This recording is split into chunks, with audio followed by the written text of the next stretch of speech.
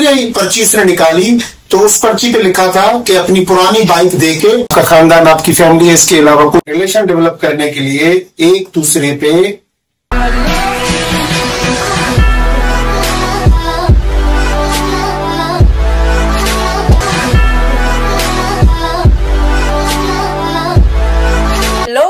अस्सलाम वालेकुम वरहमतुल्लाह वबरकातुहू। तो कैसे हैं आप? उम्मीद है आप सब ठीक होंगे और आपकी दुआओं से हम भी ठीक हैं। तो आज हमारा टॉपिक एक स्पेशल टॉपिक है। तो आज हम करेंगे कुछ गपशप जो सिर्फ आपके लिए, और उम्मीद है वो लड़कियों को बहुत पसंद आएगी, क्योंकि लड़कियों से रिलेटेड ही कुछ सवाल है जो हमारे दिल में है, और ऐसे ही जो भी लड़कियां हैं उनके दिल में भी वही सवाल होंगे। तो चलो आज पूछते हैं। कुछ स्पेशल लोग हैं हमारे साथ जिनसे मैं आपको मिलवाऊंगी। तो चलो हमारे साथ।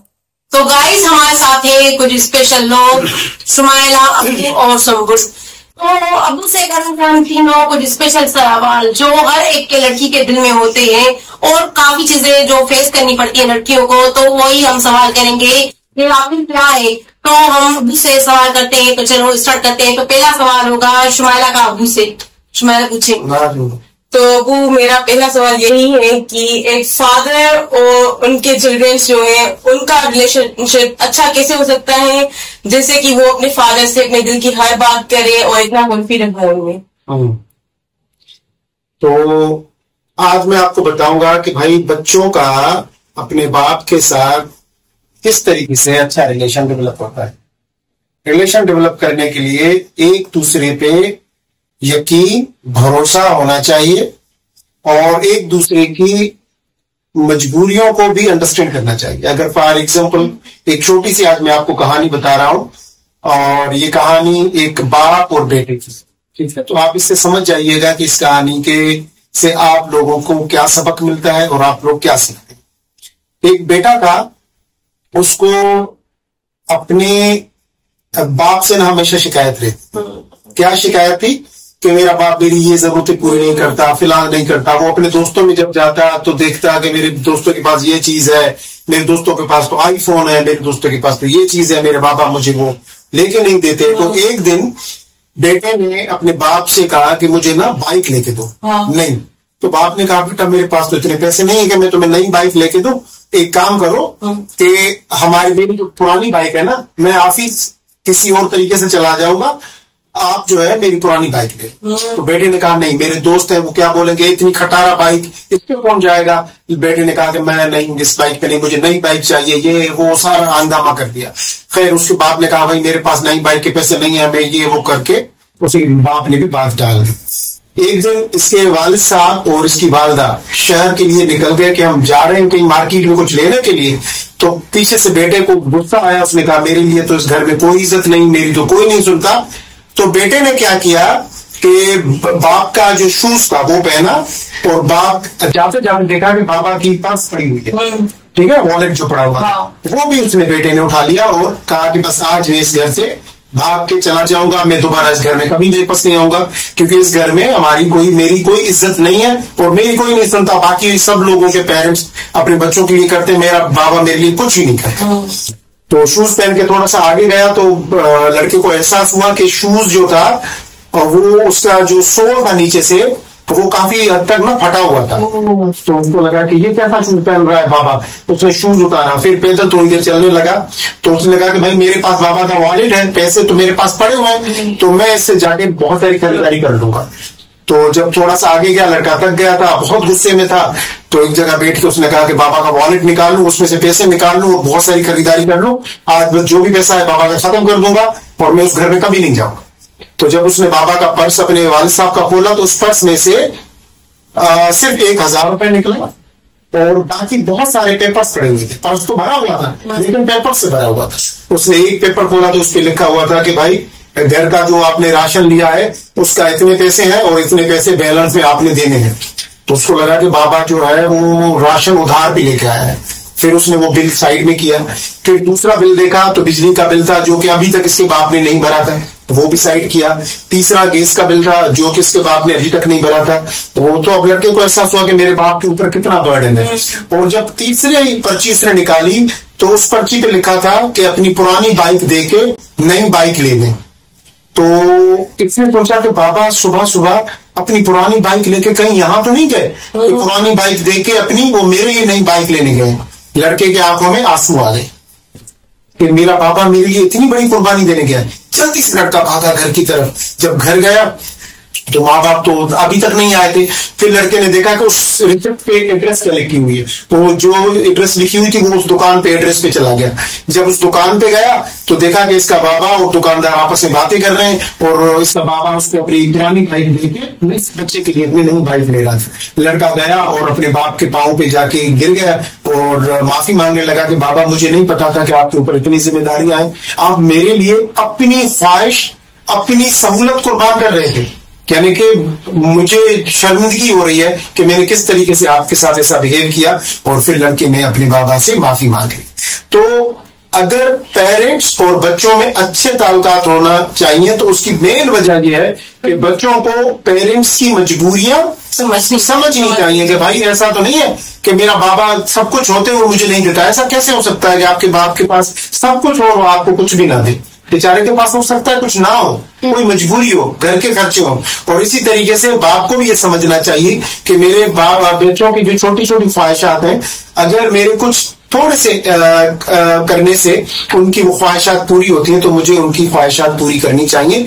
तो बच्चों को और बाप को दोस्तों की तरह रहना चाहिए, एक दूसरे के जज्बात और चीजों को समझना चाहिए, तब आप एक अच्छे तरीके से जिंदगी गुजार पाएंगे। ठीक है, आज का ये लेसन प्लीज आप कमेंट्स में बताएं कि आपको स्टोरी कैसी लगी और आपने क्या समझा। मुझे तो ये स्टोरी सुनकर गूज़बम्प्स आ गए। मुझे भी याद है, पर हम जो हमारे सब्सक्राइबर्स हैं तो हम उनसे पूछना चाहते हैं कि आप लोगों को कैसी लगी ये स्टोरी और आपको कितना रिलेट लगा कि सही थी क्या थी, तो आप कमेंट्स में वो जरूर बताएं। हमारा दूसरा सवाल जो है वो मेरा है, तो मैं पूछूंगी अब्बू से कि काफी ऐसे लोग होते हैं, फ्रेंड्स रिलेटिव्स या काफी ऐसे लोग होते हैं जो ना एक फादर को अपनी औलाद के खिलाफ करते हैं, तो खास करके लड़कियों के खिलाफ करते हैं। तो ऐसा क्यों करते हैं, उनको क्या मिलता है ये सब कुछ करने से? तो मेरा ये सवाल है अब्बू से।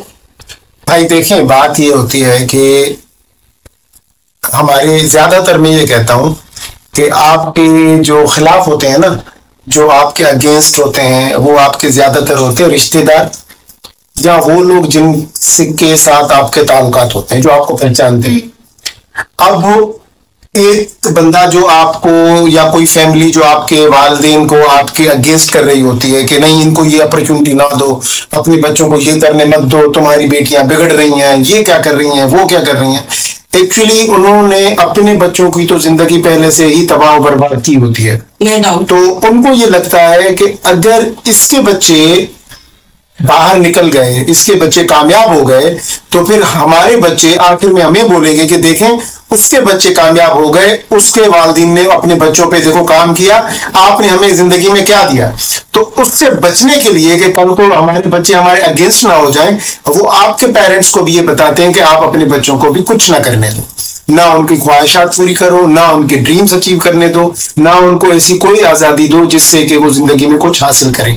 तो वो जब आपको कुछ नहीं कर सकते तो फिर जाने अनजाने में वो आपके पेरेंट्स को, आपके वालिदैन को, आपके माँ को, बाप को आके वो जो है मिसगाइड करते हैं कि इनको आप ये फैसिलिटीज ना दो।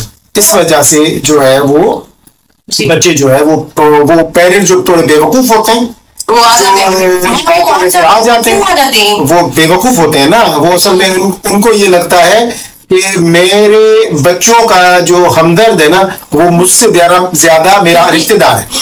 पता नहीं वो ये नहीं देखता कि उस बंदे ने अपने बच्चों के साथ क्या किया, अपनी बेटियों के साथ क्या किया, फिर वो उसके कहने में आके अपनी बेटियों के जो ख्वाहिशात है उनके सपनों को खत्म करता है। तो खुदारा ऐसे मत किया करें, लोगों के बातों में मत आया करें और लोगों की बातों में आके अपने बच्चों के मुस्तकबिल से मत खेला करें। ठीक है ना, ये लोग आपके दोस्त नहीं है, आपके हमदर्द नहीं है, ये आपके दुश्मन है, आपके बच्चों के दुश्मन है। बल्कि जितना ज्यादा हो सके अपने बच्चों को, अपनी फैमिली को ऐसे लोगों से दूर रखा करें, किसी को इंटरफेयर ना करें। जिंदगी में हमेशा वो घर और वो फैमिली तबाह बर्बाद होती है जो बाहर के किसी बंदे को इजाजत देती है कि हमारे घर में आके हमारे फैमिली अफेयर्स में आके इंटरफेयर करो। आपकी फैमिली है, लड़ो, कुछ भी करो, आपस में खुद सेटल करो, तीसरे बंदे को इन्वॉल्व मत करो कि वो आके आपके घर के फैसले करें, या कभी भी अपने घर में बाप या बच्चे या माँ अपने कभी भी कोई चीज जाके लोगों को मत बताओ। जैसे बाप अगर किसी के बात, मेरे बच्चे मेरी नहीं सुनते, अगर आपने किसी को जाके ये शिकायत की अपने बच्चों के लिए, तो आप किसी को खुद जाके इन्वॉल्व कर रहे हो कि आप चाहे वापस अगर भाई ही क्यों ना हो, आप उसको इन्वॉल्व कर रहे हो कि तुम मेरी फैमिली के अंदर इंटरफेयर करो। और अगर इसी तरीके से माँ है वो अपने भाइयों को या किसी को बताती है तो वो इंटरफेयर करवाती है। इस तरीके से बच्चे जाके किसी को कंप्लेन करते हैं कि हमारे पेरेंट्स हमारे साथ ये ज्यादती करते हैं, तो वो भी किसी को दावत देते हैं। ये मामला आप खुद आपस में बैठ के सेटल करो, किसी बाहर वाले बंदे को इन्वॉल्व मत करो।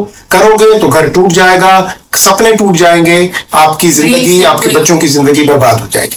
और आप थोड़ा मैसेज दें जो ऐसा काम करते हैं उनके लिए। मैंने नहीं बोला कि ना करें भाई, किसी के कहने पे ना आए। आपके बच्चे हैं, आपका मुस्तकबिल है, आप अपनी जिंदगी गुजार रहे हो। जब आप घर का खर्चा खुद कर रहे हो, घर की तकलीफें खुद उठा रहे हो, कमा खुद रहे हो, तो फिर किसी से क्या सुनना? क्यों किसी से सुन रहे हो कि ऐसा करो या वैसा करो? भाड़ में जाए सब लोग, कोई जरूरत नहीं है। आपकी फैमिली, आपके बच्चे, आपका घर, आपका खानदान, आपकी फैमिली है, इसके अलावा कोई फैमिली नहीं।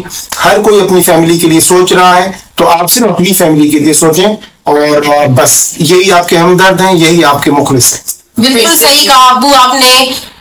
प्लीज आप ऐसा ना किया करें, क्योंकि लड़कियां जो होती हैं फिर डिप्रेस्ड हो जाती हैं। उनको लगता है उनकी घर में भी कोई वैल्यू नहीं है, कोई इज्जत नहीं है, उनके वो बहुत अकेला फील करती हैं, वो अपने ड्रीम अचीव नहीं कर पाती। तो प्लीज ऐसा ना किया करें। हम भी आपकी बेटियों जैसी हैं, तो प्लीज आप समझें हमारे दिल की बात, और यही आपकी जो बेटियां होंगी उनके दिल की बात भी यही सेम ही होगी।